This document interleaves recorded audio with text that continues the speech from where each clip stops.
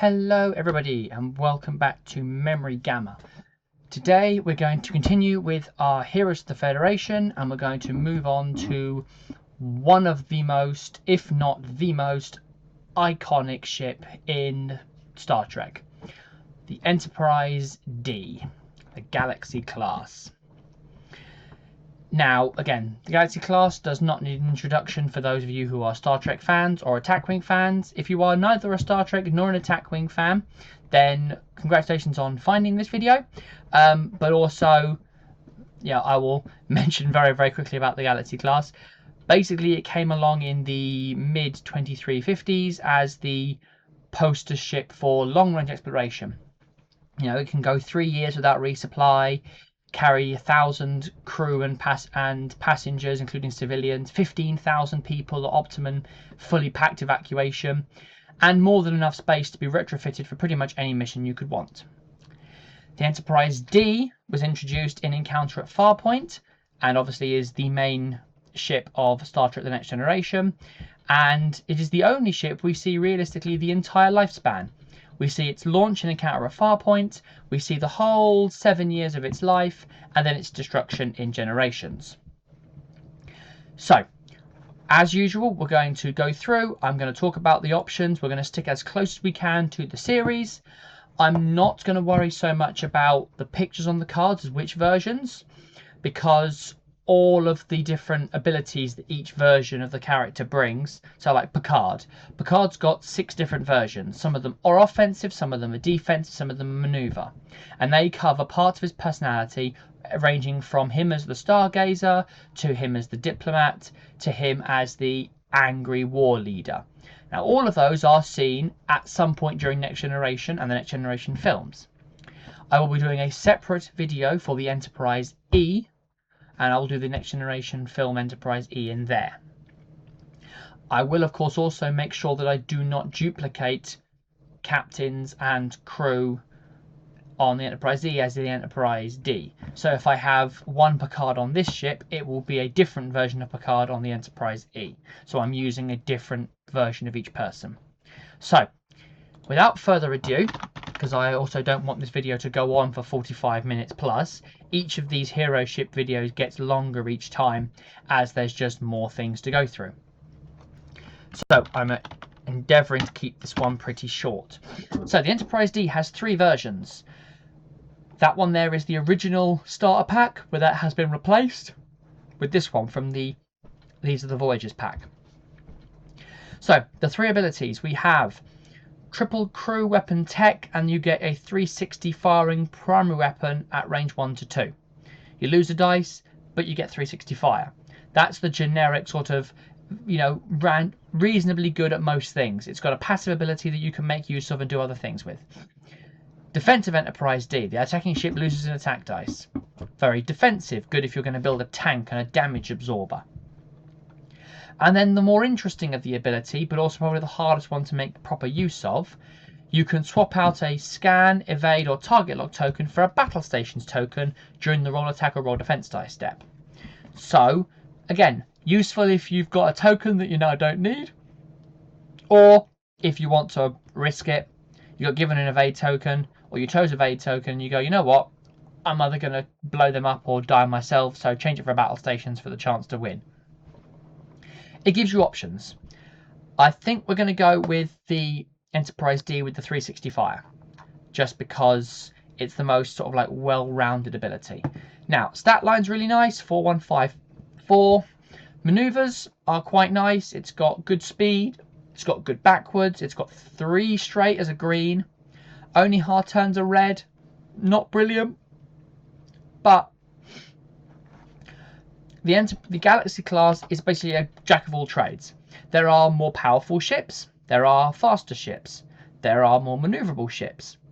You know, there are, you know, more defensive ships. However, the Galaxy class can be made to be pretty much the second of any of those. So, let's start with a captain. And of course, we're going to go for Captain Picard. Now, of course, Riker, Geordi, Data and Jellicoe also captain the Enterprise D at some point during the series. but we of course are going to stick to the classic, as it were, Picard. So there are 6 versions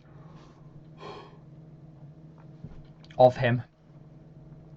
So briefly, you've got 9 skills, 6 points, gives you an action bar as a free action. Brilliant, never a bad time to use him. Fleet support Picard, as an action, hands out battle stations to him and everything at range 1 to 2. Good for fleet support. This Picard is, I think, the strangest one, probably my least favourite. He gets a free action on a Federation ship of battle stations or evade token placement. His ability, main ability, is whenever an opposing effect would discard, steal, disable or time token a crew upgrade, it happens to one of your weapon upgrades instead.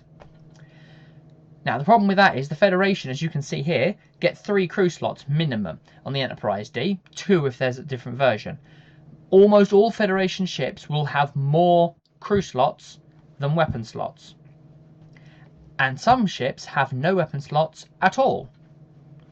So it's an ability you have to either bring along on the off chance it happens, or deliberately build around that. Bring 1 crew and 3 weapon upgrades, and your whole thing is to keep that crew member going with lots of weapon upgrades. But the Federation do not get cheap weapons, so it's not like you can just throw a bunch of 1-point stuff on here just to use as fodder. Next Picard is rather interesting in the fact that he's fundamentally free. He's 8 skill, 5 points. However, he gives you a 2-point discount on your ship, and then 3 upgrades get a 1-point discount each.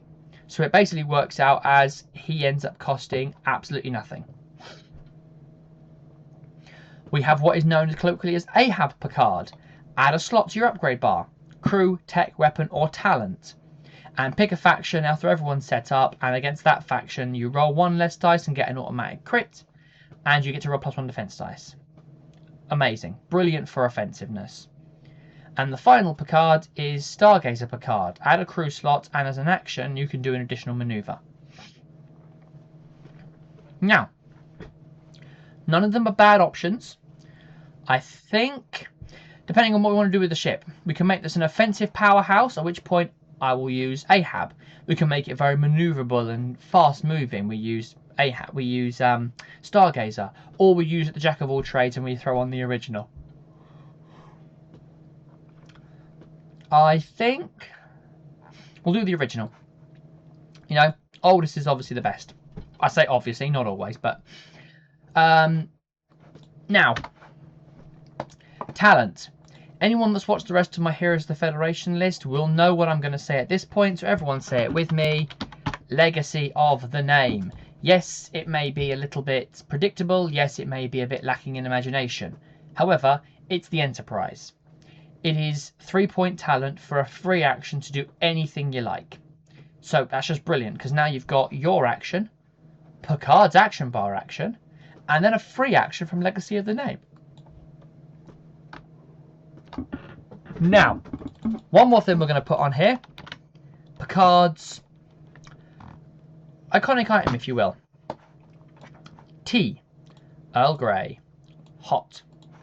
So this allows us to, whenever we replace a battle stations token beside this ship, we get to place a time token to then instead place a scan and an evade and remove a time token from someone else. Perfect. So, it doesn't take up an upgrade slot, it's 1 point, it's very Picard. We can go action battle stations, which actually becomes action scan evade, and then action something else. Now, that does mean we can't do 2 battle stations, because they are both performing the battle stations action. So we'd have to find a way of getting a battle station token placement, or do something that we transfer later. So let's have a look at an Admiral. Now, Admirals from this era, we've got Nechayev. Nechayev's not bad. She's an action to increase your captain skill. It does affect everybody else as well, but it makes him skill 10. He can boost to a skill 12 thanks to her ability, and you can hand out bonus captain skill to other people within range. that have got skill 5 or less. Good for a low level captain fleet. So, and gives another talent slot. At which point, we'll have a think. So, crew. Let's have a look at some crew. So, first crew we've got is William Thomas Riker. First officer. That version has been rescinded. So, we've got 4 versions. We can have disable for bonus captain skill 10. Not important on this ship. Bonus captain skill of +3 with a captain protection. Not really needed on this ship either. William Riker here, however, free action, disable him to do an action on a captain, a talent, or crew as a free action. And replaces himself. And if your captain's ever discarded, he takes over. Not bad. Definitely not bad. He is a disable. So we would have to find some way of re-enabling him. But, could be. Or we go defensive. I quite like throwing on the defensive William Riker. Gives us a bonus defense dice and a battle station conversion. Just means we last a little bit longer. Nothing wrong with that. So, ship's second officer, Lieutenant Commander Data. No first name, no middle name. We've got a load of different datas here. So we've got Sherlock data. There's a 1 in 8 chance of removing a card from the opposing ship. Otherwise you'll kill their captain or a crew. Could be good. I mean, 5 points to discard the enemy captain is not bad. Discarding a crew, not bad. I mean, unless you're killing off someone that's equal points, you're losing points on it. But of course, they could lose a main part of their combination. Data here makes you make the enemy reroll their entire attack roll, but he is a discard. Now, it's nice because the enemy rolls their dice. If they Yahtzee their roll and get, they've rolled 6-7 dice and have got 6-7 damage on their roll, make them reroll the whole thing. And once it's been rerolled, they then can't reroll them themselves. So that's potential, but it's once. Now, we could go this data, spend a scan token to repair 2 shields. That's not a bad idea, because it means we can keep the shields up longer, keep the ship going. Now, the final person you may notice here, listed under this, is Catherine Pulaski. She's got the ability of, the reason why she's come up when I've typed data in, is because she's got a rather nice ability. You can discard her to remove all time tokens and disabled tokens from your captain. Okay. And as a free action, you can disable a tech upgrade or a data on your ship to remove time tokens from Federation crew upgrades on your ship. Now, that's nice, and it does just say, beg pardon, data. So you could even bring her with captain data. Disable captain data, re-enable all your crew. And that's a free action. Not a bad shout. But not for this build. Who else have we got? We've got Geordi LaForge. We've got a lot of Geordi LaForges. So there's bonus defense dice, but cheaper tech upgrades. Not massively needed here, and 5 points for only 1 point discount. Not really good. In this build at least. Geordi LaForge here. Disable him to make an enemy ship lose defense dice against you, and they'll start decloaking, plus he gives you an extra tech slot. Could be nice. This Geordi LaForge, if you've got a scan token, you can make an enemy reroll 1 defense dice. Not bad, but it requires having more than 1 scan. Because we'll spend 1 with data. If we've got 1 scan token, it can't do both because you've got to spend it to use data. These 2 Geordies are maneuver Geordies. Increase or decrease the speed by 2, but you can't act. Not what we want. And this one is, when we do a straight, we can either make it green or increase the speed by 1. If we have a fed prototype, do both. Not bad. I mean, not brilliant on this ship, but could be good. And then just action green maneuver. This is Helmsman Geordie. So, maybe not. Who else is on the Enterprise D? We've got Beverly Crusher. So we've got disable her to remove a disable token from an upgrade for a crew upgrade, or you can discard her as an action to re-equip a discarded Federation crew. So bring someone back from the dead. The other alternative is she's protection. Whenever a crew is meant to be disabled, you disable her. Whenever it's meant to be discarded, you discard her. Not bad, but again, unless you've got ways to re-enable a bunch of people, at which point why aren't you just re-enabling the first crew rather than using Beverly? On the subject of Beverly, Wesley Crusher. Got a few of them. So this one hides Federation tech upgrades. Not bad, but he's 5 points and you only hide a 4-point tech.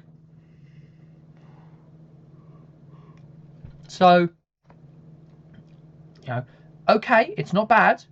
And it's good for if you on a ship without any tech slots, getting a tech upgrade on board. The next Wesley, if you've got an Orc's power token when you move, you can disable him to still do an action on your action bar. Or you can disable him to do a tech upgrade action as a free action. Or this Wesley Crusher gives you bonuses based upon how many tokens you've got beside your ship. Now that could be nice. We are going to be able to get theoretically all 3. But we then have to not use the scan token for data. And it would only last while we have that token. So let's look at Worf. Now we've got super defensive Worf here. Disable him, the attacking ship rolls 1 fewer attack dice and they can't spend tokens to modify, and you ignore their scan tokens. That's Captain Worf. It's only because this doesn't count as a crew slot. Hold on. Click. There we go. This Worf makes an enemy ship lose 2 attack dice. Disable Worf to roll your entire attack roll, but you've got to keep the second result.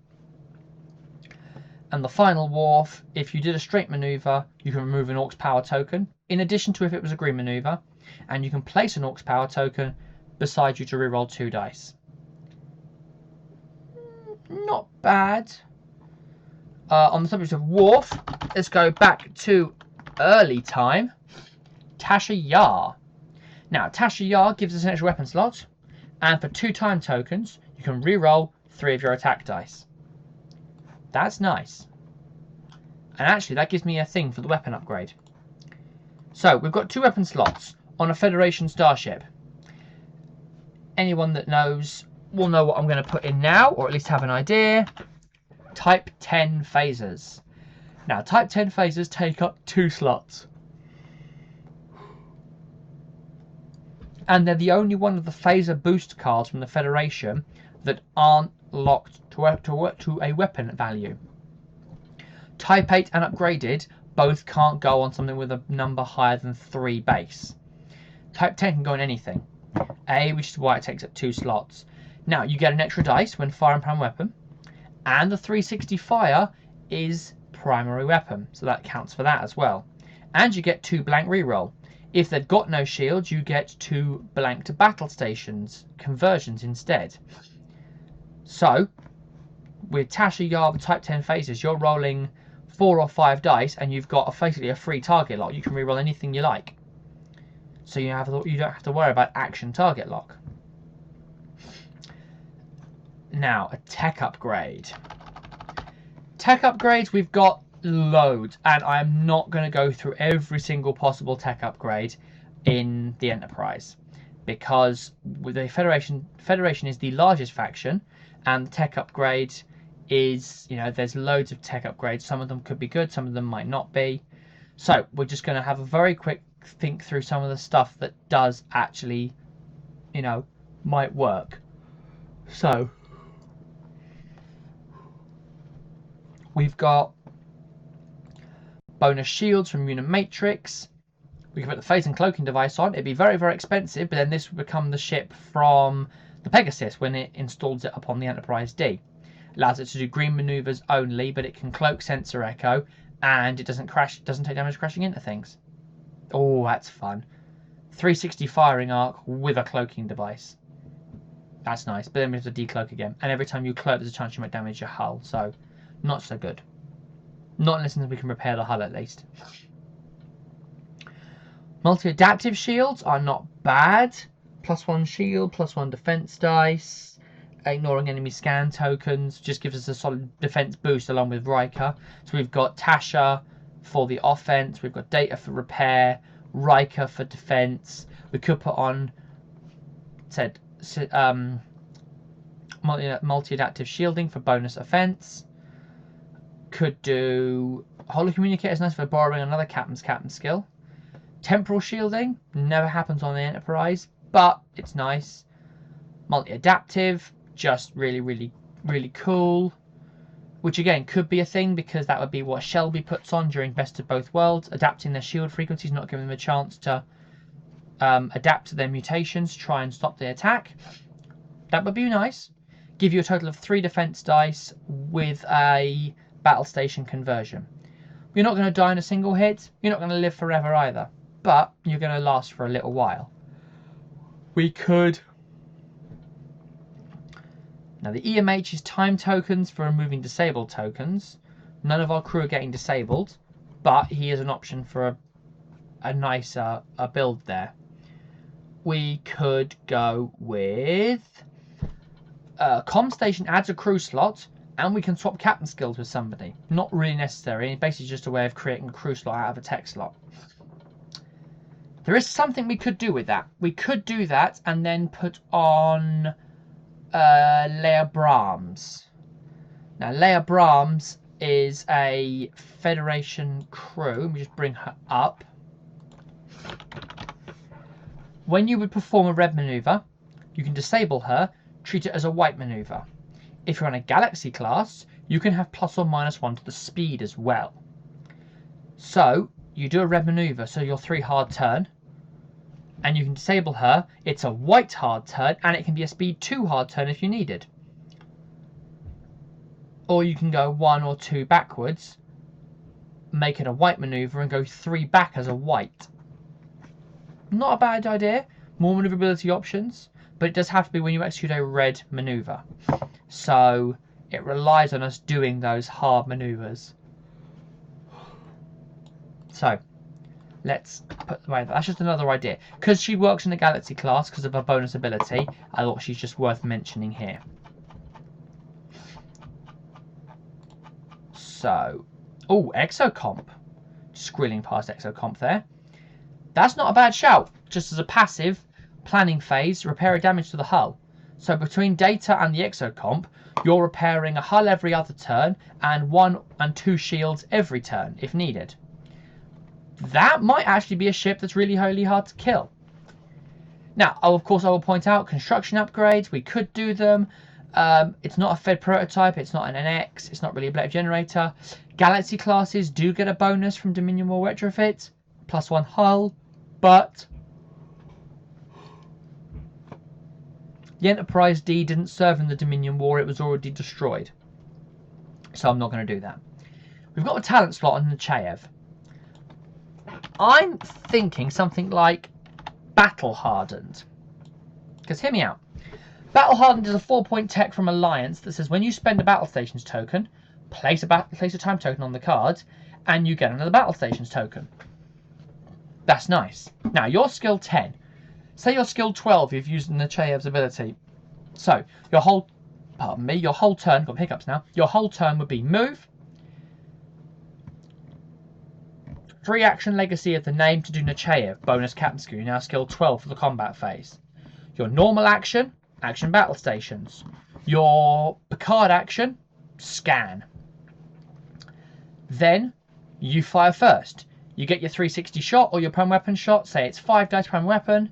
You've got your rerolls from Type 10 and Tasha and a Battle Stations token, so you're most likely going to get, 4 or 5 hits.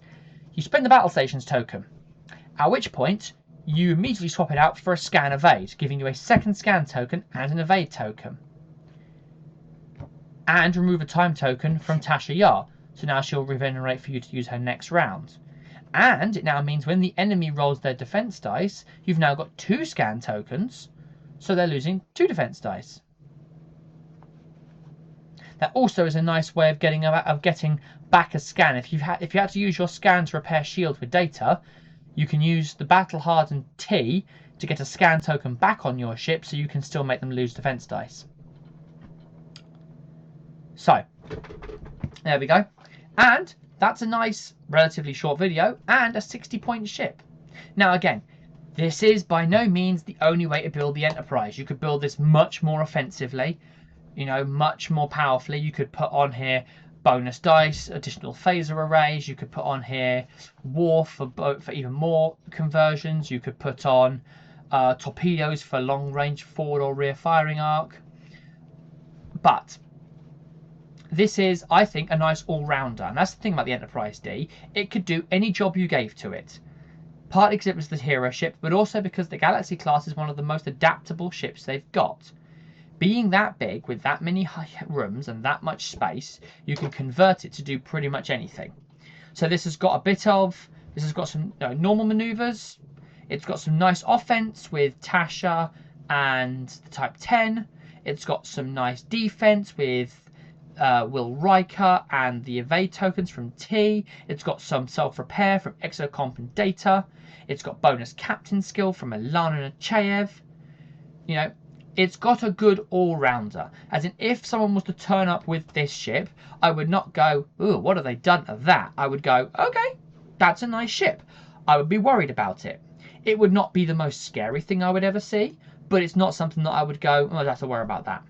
It is a ship you will have to kill, because it is a ship that will kill you. When it can put out 4, 5, maybe even at prime weapon range 1, 6 dice, with near perfect conversions thanks to all the rerolls and battle stations tokens, that's definitely something to be scared of, especially when it's rolling, you know, 2 defense dice with a conversion, an evade token, and it's self-repairing itself every turn. So, that's my Enterprise D. Thank you for sticking with me, and I've managed to keep this video relatively short. If you have any ideas about what you want to do for an Enterprise D, drop them in the comments. I'm very happy to look at them. If you want to put a card forward and say you should have used this card, then again, go for it. I'll happily do another video and an audience suggestion for your version of Enterprise D. Again, as I say every week, if you've got any ideas, any questions, comments, cards you want me to do, people you want me to talk about, drop them in the comments. I'll read it. I'll read all the comments. They are much appreciated. Also, if you like the video, give it a like, subscribe to the page so you know whenever I've dropped a new video. Thank you very much for watching. Again, this is my opinion. You have your own opinions. That's perfectly good. If everyone thought the same as me, the game would be boring. I am glad that everyone has different ideas than me. And also, when it comes to actually playing the game, I love playing the game. If you are a member of the Fremont Reformation, you will also know I don't win games very often. Not because my builds are bad. I am called upon almost every event to help other people sort out kinks in their list or giving them advice, and they do quite well. But, you know, other people are much better at playing the game than I am. So, thank you very much for listening to me waffle. Any suggestions, put them in the comments. I'll always read them. Be great to hear from you. And until then, we'll see you next time.